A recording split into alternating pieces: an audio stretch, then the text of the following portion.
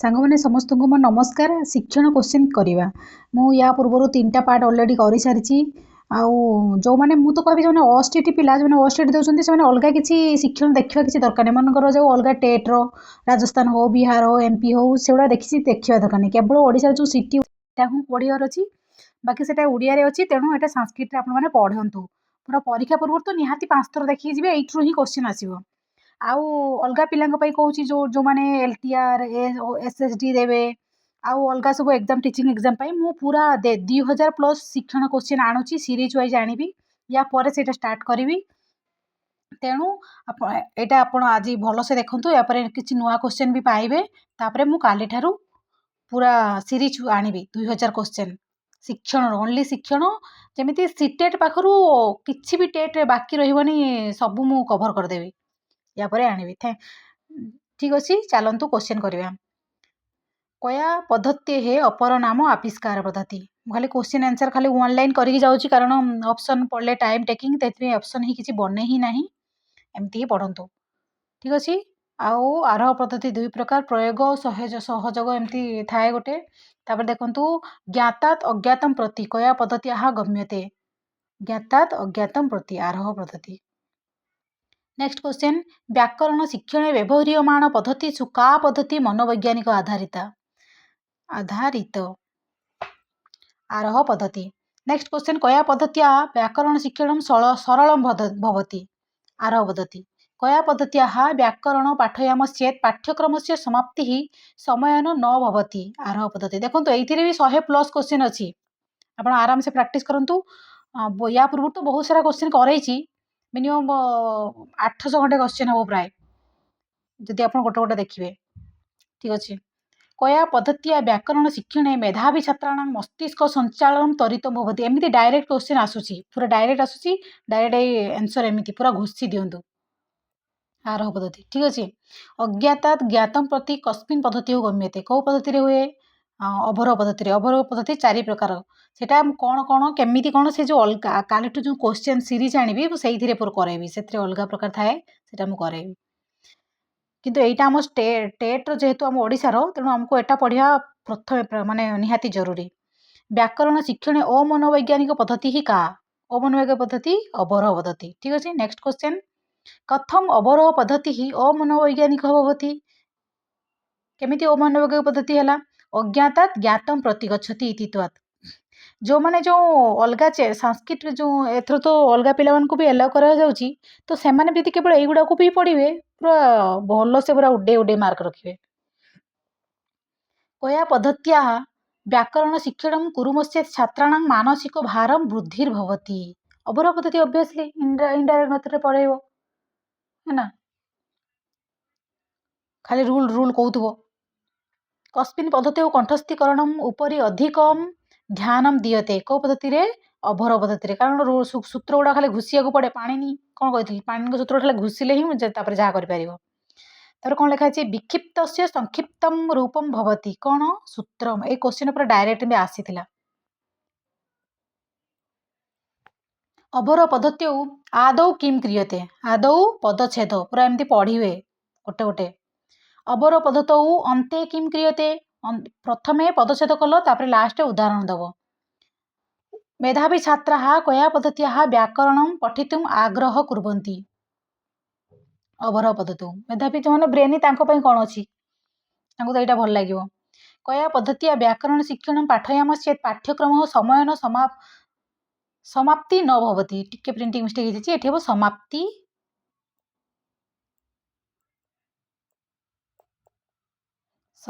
न भवति अवरोह पद्धति। का नाम अन्वय पद्धति। अन्वय पद्धति को इंग्लिश टा भी मन रखु, प्रोच ऑर्डर मेथड। नेक्स्ट, अन्वय पद्धति कौन? श्लोका नाम गद्य रूपेण सज्जीकरण अवबोधनाय कार्यमेव अन्वय पद्धति। नेक्स्ट क्वेश्चन, अन्वय पद्धत्याम आदौ किम क्रियते। कौन है? कर्तृपदस्य निरूपणम।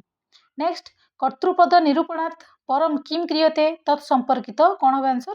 तत्संपर्कित क्रियापदम। अन्वय पद्धतेः प्रयोग समये अनेकानि क्रियापदानि स्यात् चेत् तत्र किं करणीयम्। तत्र प्रासंगिकता नीत्वा आंसर।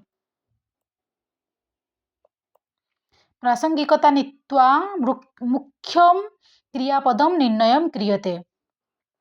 देखो या पर शिक्षण सीरीज चलैबी तापर जते कविर जड़े जड़े कविर मिनिमम 300-400 क्वेश्चन करवा कालिदासर तो मिनिमम 1000 खंडे क्वेश्चन करवा।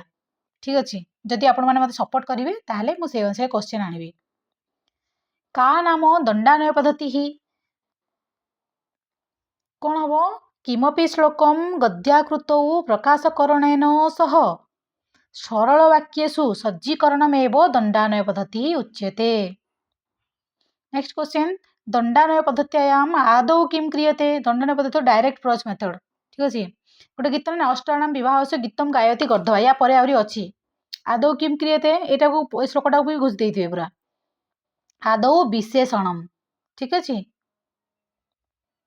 आंसर नेक्स्ट विशेषणम निर्णयात परम किम क्रियते। विशेषण निर्णय कर सारा पर विशेष्य पदम ए क्वेश्चन आसला परीक्षा रे ए क्वेश्चन डायरेक्ट एटा आसीथिला। दंडानय पद्धत्याम तृतीय सोपाने किम क्रियते अस्माभि तृतीय सोपान रे क्रियापदानी यथास्थाने ये थ होगा हबो यथास्थाने स्थाप्यते। नेक्स्ट चतुर्थ पर्याये किम क्रियते दंडानय पद्धति चतुर्थ पर्याय कौन करा जाए त्वाल मोल ल्य प्रत्यय जगे सृष्ट असमापिका क्रिया जगेन वाक्यांशानां यथास्थाने संयोग मन रखिथिबे। खंडानय पद्धति ही का नाम खंडानय पद्धति इंग्लिश टा भी मन रखु इनडायरेक्ट प्रोज मेथड परीक्षा पढ़ी ऑस्ट्रेट क्वेश्चन तो आसी इंग्लिश टा कौन श्लोकस्य प्रत्येक पदम पृथक पृथक पृथक कृत्वा सज्जीकरणम बुझिपारे खंडन पद्धति माने। नेक्स्ट क्वेश्चन कस्मिन् सोपाने क्रियान्वयित्वं कारकत्वं सूत्रानुसारं क्रियापद निर्णय क्रियते कौ सोपान रे द्वितीय सोपान रे। नेक्स्ट खंडान्वय पद्धत्याम आदौ किम क्रियते आदौ पदानां पृथक्करणम। नेक्स्ट खंडान्वय पद्धत्याम तृतीय पर्याये किम क्रियते तृतीय पर्याये कर्तृपदम क्रियापदम करणादि पदानां अन्वेषणं क्रियते। नेक्स्ट क्वेश्चन उद्देश्यम कतिधा विभज्यते उद्देश्य दी प्रकार कौन कौन सामान्य आउ विशिष्ट ये क्वेश्चन भी पढ़ी उद्देश्य केते प्रकार बोली पढ़ी परीक्षा रे। नेक्स्ट शिक्षण लक्ष्यम प्राप्ति भवति न वा इति परिज्ञानय किम क्रियते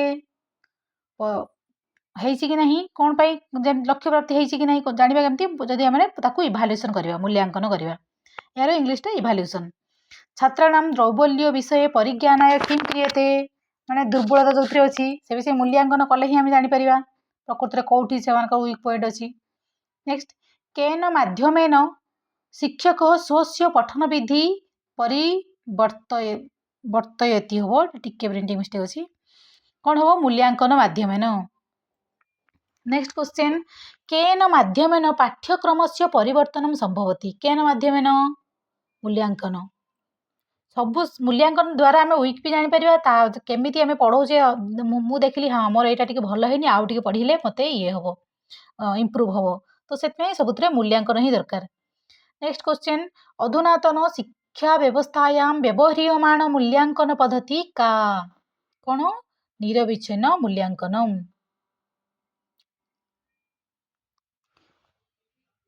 बुझिपारे गोटे है निरविच्छिन्न मूल्यांकन आ गोटे है संव्यापक मूल्यांकन। तेणु आम देखा निरविच्छिन्न मूल्यांकन कौन शिक्षा वर्ष से आरंभात अंतिम पर्यंत क्रियमाण मूल्यांकन भवति निरविच्छिन्न माने पूरा स्टार्टिंग रु लास्ट पर्यंत खाली परीक्षा कर चली लास्ट पर्यंत सेटा है निरविच्छिन्न मूल्यांकन। नेक्स्ट किम नाम संव्यापक मूल्यांकन आपण पेडागोजी तो पढ़ी ना सबमेटिव फॉर्मेटिव असेसमेंट पढ़ी कि नहीं से गुड़ा ये संस्कृत दिखाई। किम नाम संव्यापक मूल्यांकन उभय बौद्धिक तथा सहबौद्धिक पक्ष से मूल्यांकन जत्र क्रियते कौन कौन कह जाए जो दीटा हम बौद्धिक और सहबौद्धिक कौन करिकुलर को करिकुलर एक्टिविटी सीसीए पढ़ी कि नहीं सेटा जोटा हम सब संव्यापक मूल्यांकन। मूल्यांकन तथा परीक्षण अनय मध्ये कह मौलिक भेद कौन हम ना परीक्षण केवल बौद्धिक क्षेत्रे क्रियते मूल्यांकन उभय क्षेत्रे बुझिपारे परीक्षणटा खाली गोटे क्षेत्र उपरे हुए कौटा बौद्धिक क्षेत्र में जोटा इंटेलेक्चुअल हाँ किंतु मूल्यांकनटा उभय क्षेत्र में दीटा सारा हम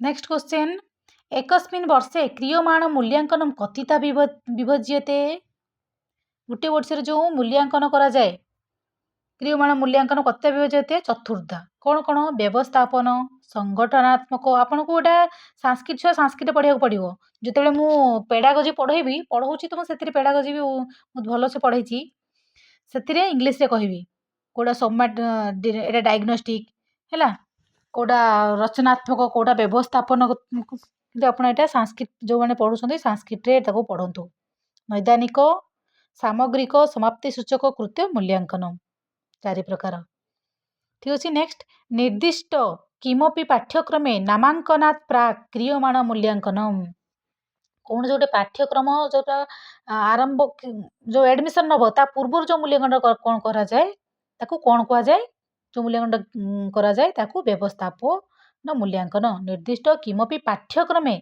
कौन गोटे निर्दिष्ट पाठ्यक्रम आप ना लिखेवा पूर्व जो मूल्यांकन करा जाए ताकू व्यवस्थापन मूल्यांकन व्यवस्थान मूल्यांकन व्यवस्थापन हम ठीक अच्छे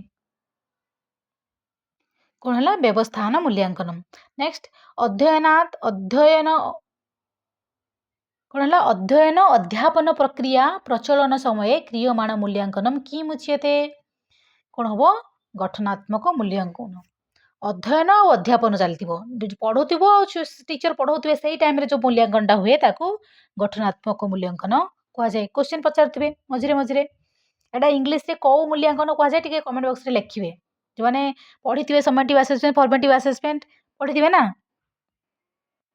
निश्चित करें निर्दिष्ट शैक्षिक दुर्बलता परिज्ञान क्रियमाण मूल्यांकन कि मुच्यते दुर्बलता जानापी कौन हम नैदानिक मूल्यांकन डायग्नोस्टिक टेस्ट है ना। शिक्षा वर्ष से अंतिम क्रियमाण मूल्यांकन कि मुच्यते लास्ट जोटा करा जाए कौन हम समेटिव सामग्रिक मूल्यांकन अथवा समाप्ति सूचक मूल्यांकन आप संस्कृत ही मन रखु कीदृश मूल्यांकने छात्रा विरक्ति भाव प्रदर्शयती कौन हम निरविच्छिन्न कारण बार बार किए परीक्षा कथा शुणला विरक्त लगे वर्ष सारा स्कूल परीक्षा चलती unit test first unit second unit एमए पीटी केते कौन चलती आप पागला हो निरविच्छिन्न से विरक्ति भाव हमें छात्र बहुल कक्षायां कीदृश मूल्यांकन भित्तिहीन भवति बहुत छात्र अच्छा से निरविच्छिन्न मूल्यांकन ही भित्तिहीन होता है। नेक्स्ट समय से यापनम कस्मिन् मूल्यांकन भवति निरविच्छिन्न मूल्यांकन ठीक है समय बहुत जाए।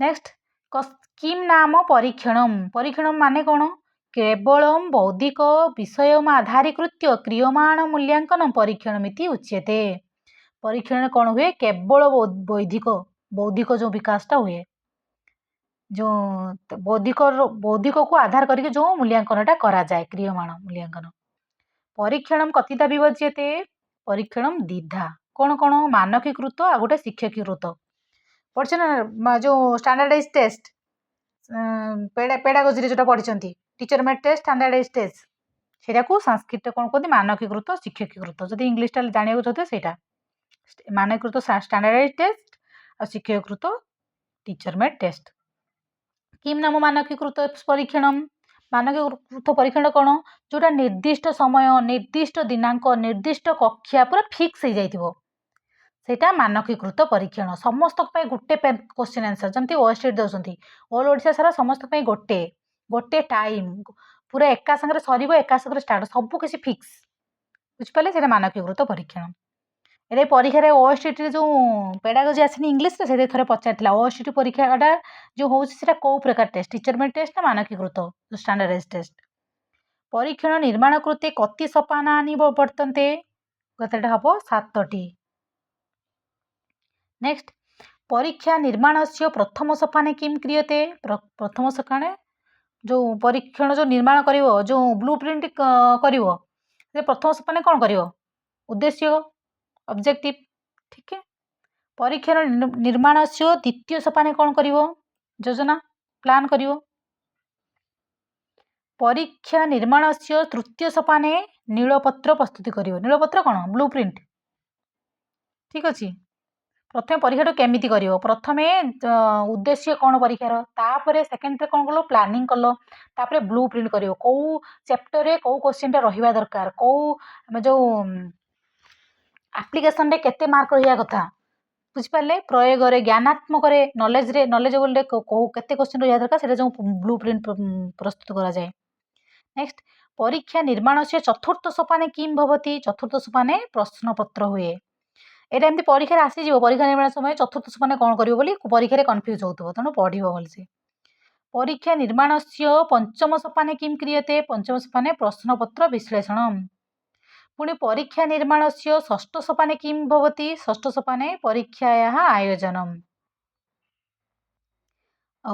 परीक्षा निर्माण से सप्तम सोपाने किम भवति सप्तम सोपान रे मूल्यांकन हुए जोटा कि लास्ट। ठीक अच्छे प्रश्न पत्र कति प्रकार भावती प्रश्न पत्र केते प्रकार तीन प्रकार कौन कौन गोटे है निबंधात्मक गोटे संक्षिप्त उत्तरमूलक प्रश्न उत्तर आ गोटे वस्तुनिष्ठ बुझिपारे। गृह कार्यटा कौ प्रकार विकास हुए आमर रचना कौशल विकास हुए बुझिपारे ये परीक्षा आसाला तो से मुझे लिखिदेची। तो आ गए क्वेश्चन देखो लेखन कौशल से प्रथम सोपान भवती प्रथम लेखन प्रथम सोपान को संयत लेखन कह जाए कंट्रोल राइटिंग ये परीक्षा आसे भी। निर्गत संबंध लिपि कौशलम निर्गत संबंध लिपि कौशलम कौन लिपि आसी माने लेखन आपण लिखिबे।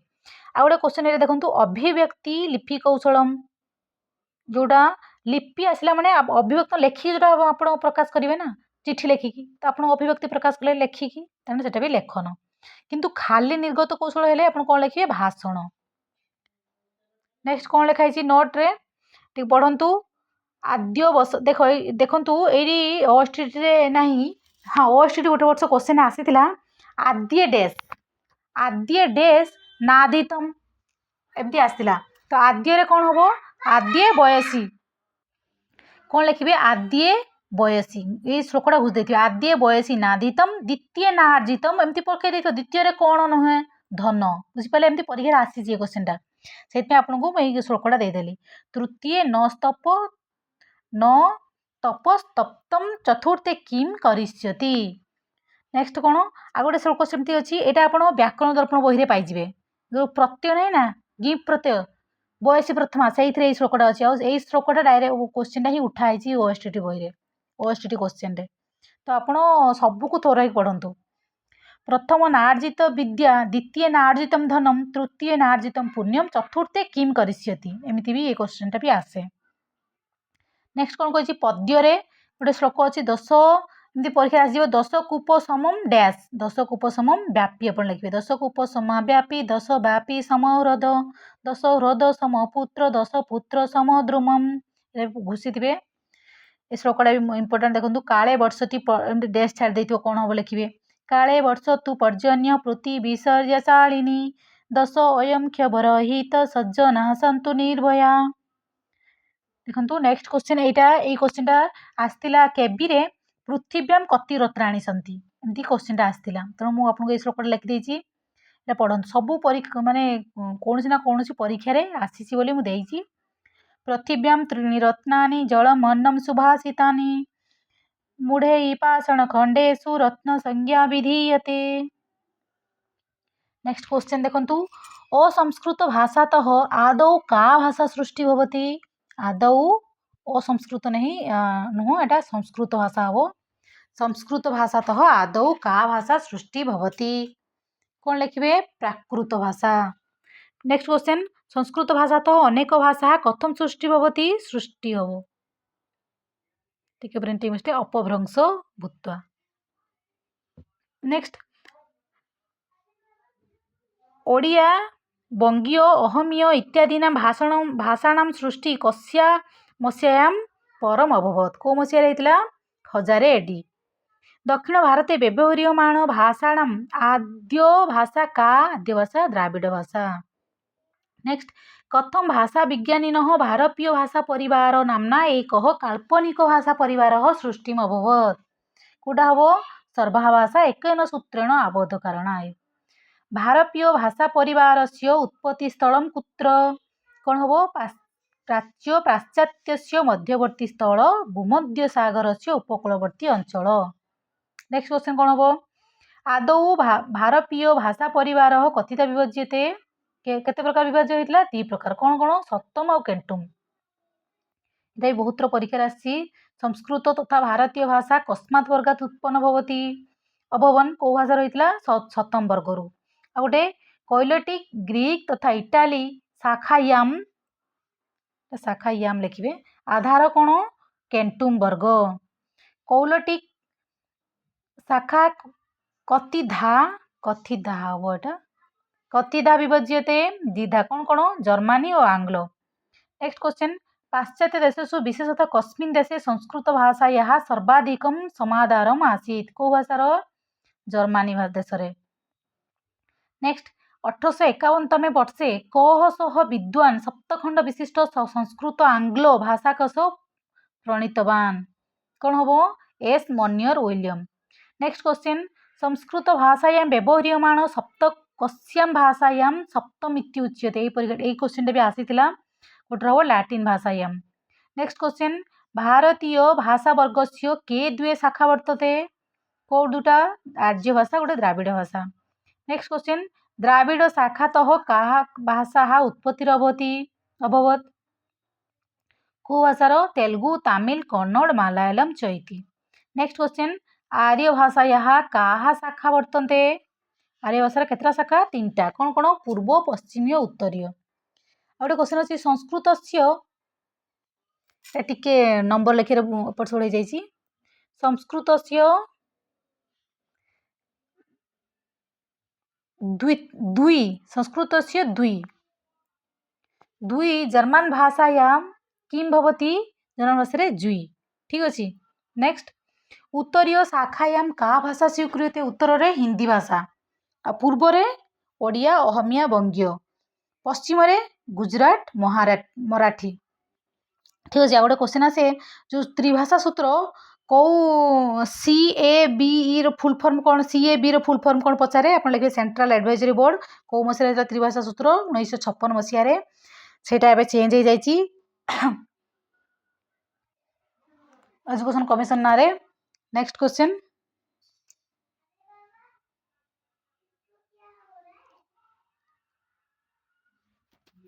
यहाँ ओडिशा कस्मिन मंडल सांताल भाषा हवा कथा क्वेश्चन टा लेखा नहीं ये सांताल भाषाटा मयूरभंज रे अच्छी कौ भाषाटा ओडिशार कौ कौ कस्मिन मंडले सांताल भाषा सांताल भाषायां प्रयोगम एटा टिके लिखिदेवे आपण मैंने क्वेश्चन टा रही जाइए भगवती कौ सांताल भाषा कौन मयूरभंज मंडल रे ठीक अच्छे। नेक्स्ट ओडिशायां कस्मिन मंडल भूया भाषा सुंदरगढ़ रे